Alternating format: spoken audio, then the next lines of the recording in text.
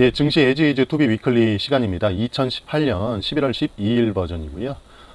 지난주 선진국 지수는 플러스 0.88, 신흥시장 지수는 마이너스 2.5, 코스피 마이너스 0.48, 코스닥 마이너스 0.43% 하락하였습니다.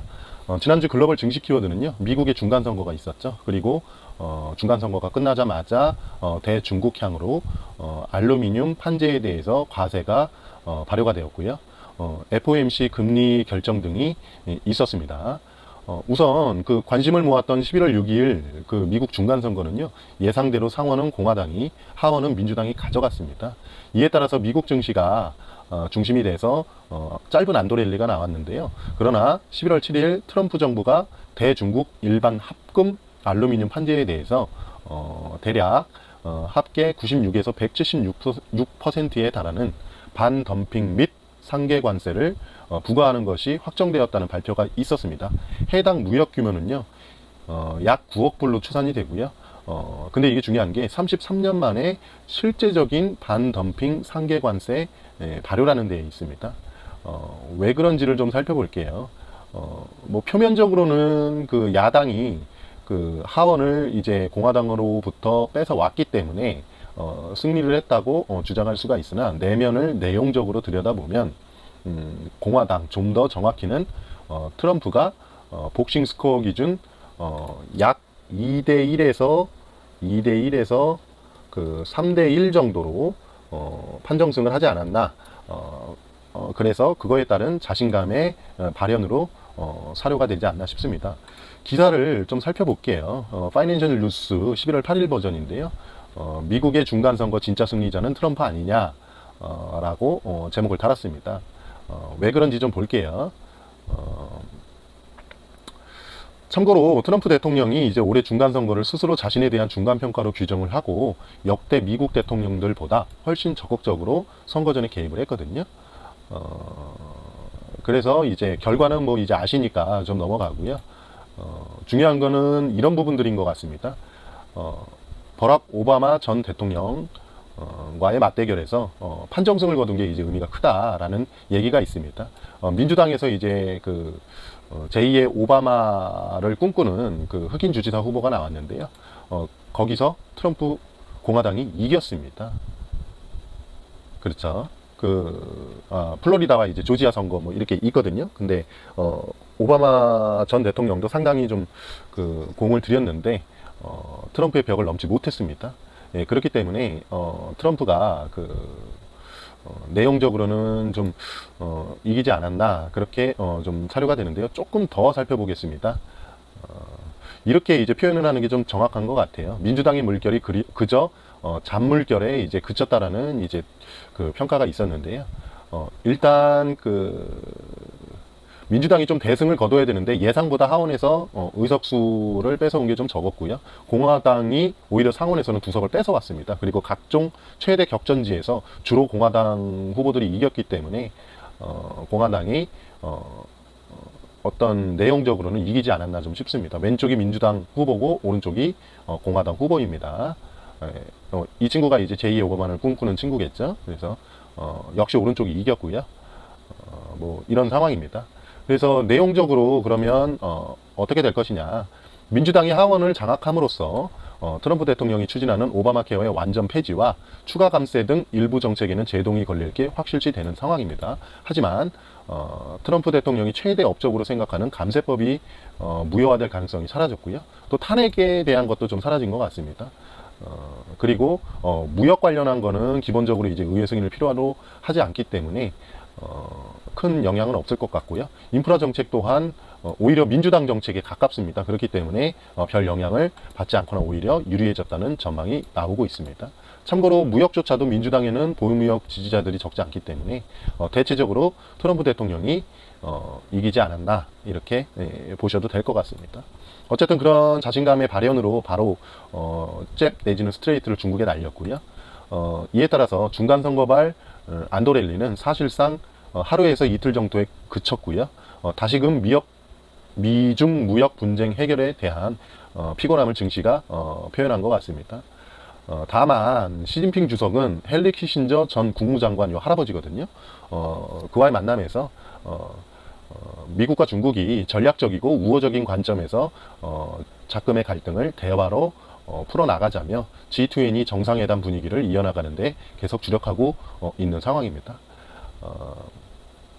뭐 사실 이미 트럼프가 판정승을 했지만 판정승을 혹시 하지 않더라도 이와 같은 잽 혹은 스트레이트 주먹이 날라올 것 정도는 이제 누구나 예상이 가능했습니다. 그것이 안 되려면 아예 민주당이 이겨야 되는데 그렇게 되면 또 증시에 여러 불확실성이 생기기 때문에 또 좋은 거는 아니었어요. 예, 뭐 그렇게 보시면 될 것 같고요. 아무튼 이에 따라서 중국도 웬만한 강펀치가 아닌 것에는 이제 클린치라고 하죠. 복싱 선수가 이제 상대방을 껴안는 건데 그렇게 대응을 하고 있는 것 같습니다. 한편 혹시나 완화적인 스탠스 비슷한 것이 나오지는 않을까 관심을 모았었는데요. FOMC 11월 회의 결과가 나왔죠. 그런데 사실상 기존의 스탠스를 그대로 유지를 하면서 주간 기준 상승폭을 축소시키면서 마감을 시켰다라고 보시면 좋을 것 같습니다. 결국 그 주간 기준 선진국 지수는 상승폭이 축소가 되었고요.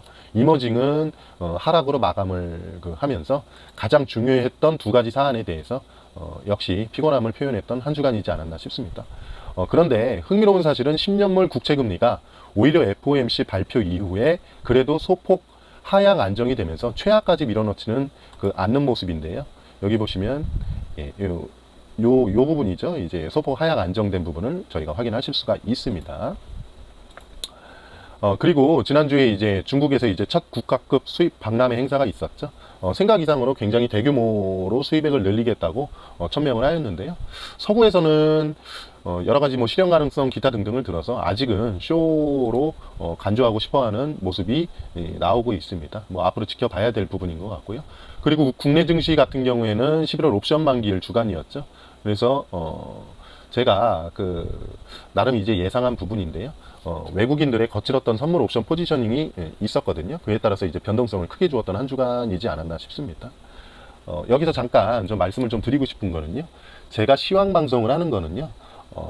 다음 주에 어떻게 될 것이다라는 거를 이제 맞추기 위해서 하는 게 아닙니다. 그걸 다 맞추면 단타쳐가지고 이제 신의 경지에 올라가겠죠. 세상에는 굉장히 많은 변수가 있고 제가 이 짧은 시간에 다루지 않는 여러 변수가 있기 때문에 그것을 한 번에 이게 넣을 수도 없고요. 또 전체를 또 예측을 할 수도 없습니다. 그리고 예측을 할 수 없는 것들이 많잖아요. 뭐 트럼프 정부라든가 뭐 좀 이따 말씀드리겠죠. 뭐 그런 것들 아니겠습니까? 그렇기 때문에 어떤 참고 차원에서 좀 대비를 하자는 차원에서 이제 그 흐름을 파악하자는 차원에서 시황 위클리를 진행을 하는 것입니다. 이번 주 증시도 뭐 미리 말씀드리자면 쌍바닥을 다시 한번 찍을 수 있는 저점 테스트 구간이 나올 수 있기 때문에 저는 장기 투자를 지향하고 있죠. 그렇게 되면 이제 뭐 급하게 살 것 없다. 일단 요렇게 좀 대응을 하고 뭐 전저점에 혹시 증시가 접근을 하면 그때부터는 또 이제 추가 매수의 형태, 분할 매수의 형태로 갈 수 있지 않겠냐. 뭐 요렇게 보시면 좋겠습니다. 자, 다시 돌아와서 특히 지난주에는 국민연금이 소극적 태도를 넘어서 위탁운용사 교체가 있었나 봐요. 그게 해필이면 이제 중소형주 쪽 펀드였나 봅니다. 그래서 중소형주 매도가 좀 있었는데요. 이게 가뜩이나 약화된 매수 심리를 더 약화시키면서 투자자들의 분노를 유도를 했습니다. 개인적으로 국민연금이 뭐 5천억을 매수해주네 뭐 이런 뭐 정책을 뭐 발표를 했는지 뉴스에 나왔는지 좀 봤는데 솔직히 좀 저 입장에서도 좀 열받습니다.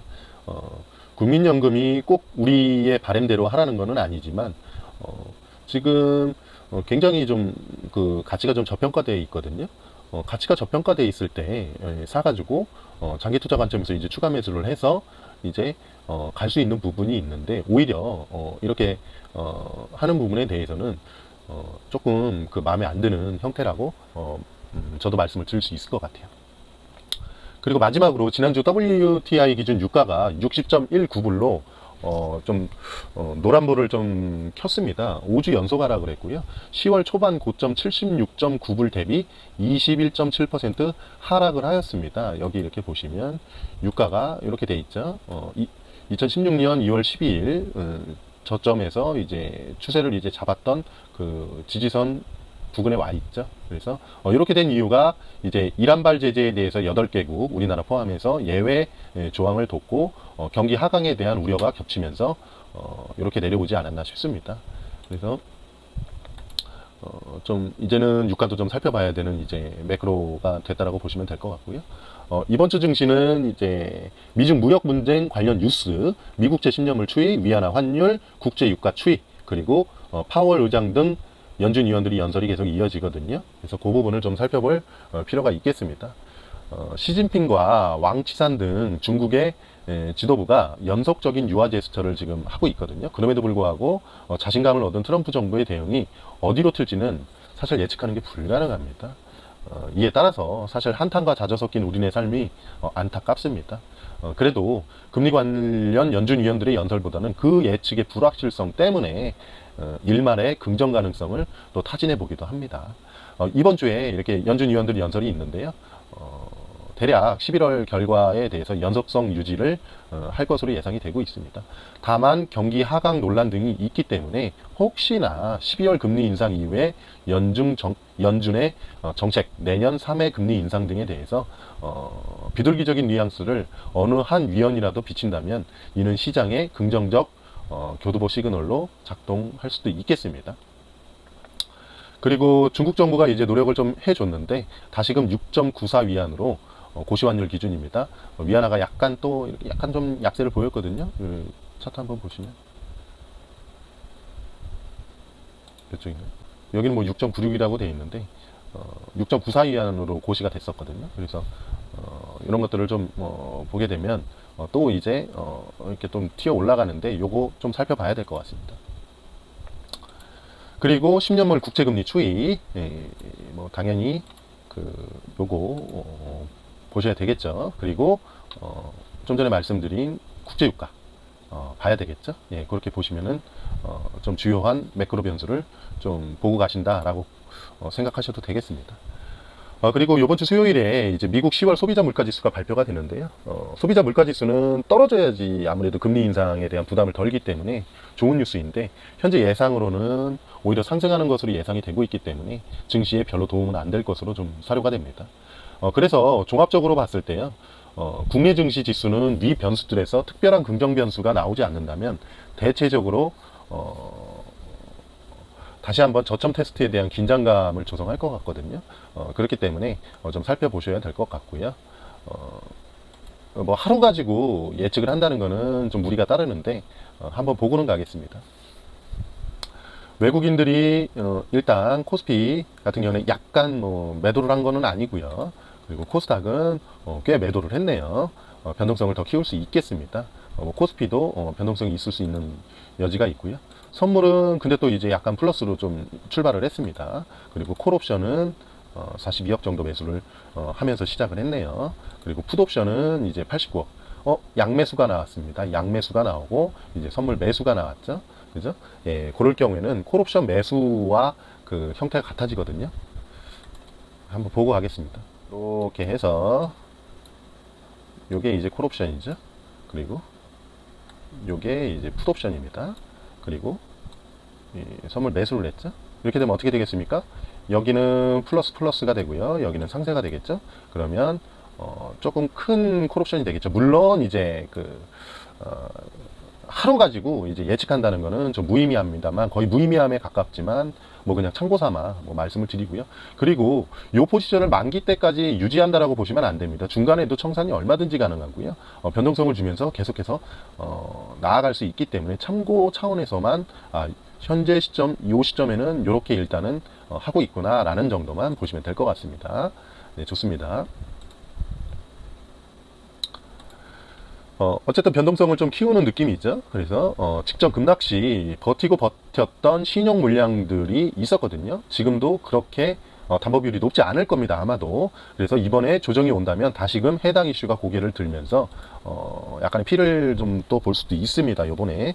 다만 제 개인적으로는 이제 지난번에도 어느 정도 버텨냈던 분들이기 때문에 그 저력이 있습니다. 그래서 지난번과 같은 아주 큰 대규모까지는 아닐 거기 때문에 동일 지수대에서는 많이 출회되지는 않을 것이다. 아주 많이 저번처럼 출회되지는 않을 것이다 라고 보시면 좋을 것 같고요. 다만 이제 여기서 이제 특히 개인들의 비중이 크면서도 상대적으로 신용대출 비중이 대표적으로 높은 게 또 제약바이오 아니겠습니까? 지금 연준의 금리 인상 관련 스탠스 변화가 연준 위원들이 해주지 않으면 이제 지수 하락 시 하락 주도권을 쥐어줄 수도 있어요. 저쪽은 이제 털린 게 상대적으로 조금 그래도 덜 하거든요.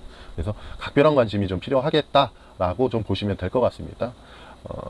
뭐 이렇게 좀 설명을 드릴게요. 만약에 이제 요번에 다시 한번 저점 쌍바닥 인식을 한다면은요, 요걸로 한번 좀 보시면, 그 전기전자는 그래도 외국인이 샀죠. 480억 순매수 중에. 그리고 의약품은 좀 매도를 좀 세게 했죠. 예. 뭐 이렇게 보면 이렇게 보시면 될 것 같아요. 여기 보면 이제 하이닉스 반도체 그동안 뭐 했던 뭐 그런 친구인데 이제 외국인들 매수하는 모습이 좀 보여지죠. 예. 필라델피아 반도체 지수도 살짝 보면 네, 그래도 바닥으로 빠졌던 게 좀 이러고 있는 상황이다라고 보시면 되겠습니다.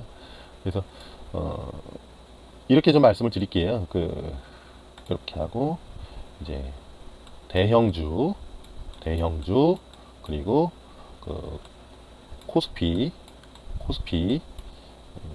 그리고 IT 대형주 중소형주 뭐 그렇고요. 여기는 이제 주의보 정도 되고요. 주의보 정도 되고 이제 그 외의 것들은 이제 제약바이오 같은 거, 제약바이오 뭐 이런 친구들, 제약바이오 같은 경우에는 이제